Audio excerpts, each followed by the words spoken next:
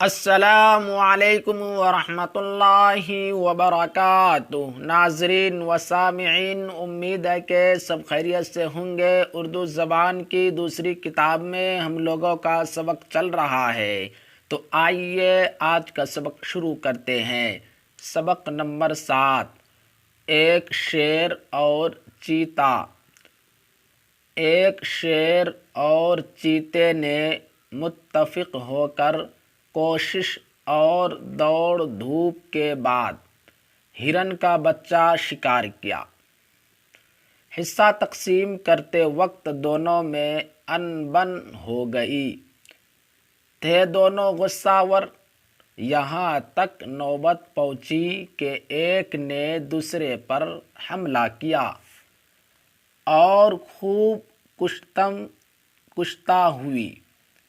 اس نے اس کو جھنجھوڑا، دانتوں اور پنجوں کے مارے دونوں لہو لہان ہو گئے۔ آخر بے دم ہو کر الگ الگ جا بیٹھے۔ اتنے میں ایک لومڑی جو اسی طاق میں بیٹھی تھی چپکے سے آئی اور شکار اٹھا کر چمپت ہوئی۔ ان دونوں میں اتنی سکت کہاں باقی تھی، اس سے اپنا شکار چھین لیتے۔ جب لومڑی شکار لے اڑی تو شیر اور چیتا اپنے کرتوت پر نہایت پشیمان ہوئے۔ شیر، جو غصے میں آپے سے باہر نہ ہوتے تو یوں زخم کھاتے نہ مال اپنا کھوتے۔ جو غصے میں آپے سے باہر نہ ہوتے تو یوں زخم کھاتے نہ مال اپنا کھوتے۔ اس سبق کے اندر بھی کچھ الفاظ دیے گئے ہیں، ان الفاظ کے معنی کو یاد کریں۔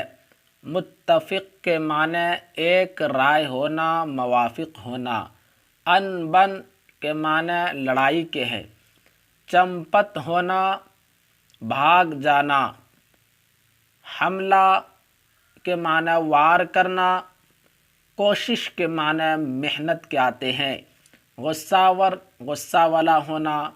تقسیم کے معنی بانٹنا۔ پشیمان کے معنی شرمندہ۔ متفق کے معنی ایک رائے ہونا، موافق ہونا۔ ان بن کے معنی لڑائی کے آتے ہیں۔ چمپت کے معنی بھاگ جانا۔ حملہ کے معنی وار کرنا۔ کوشش کے معنی محنت۔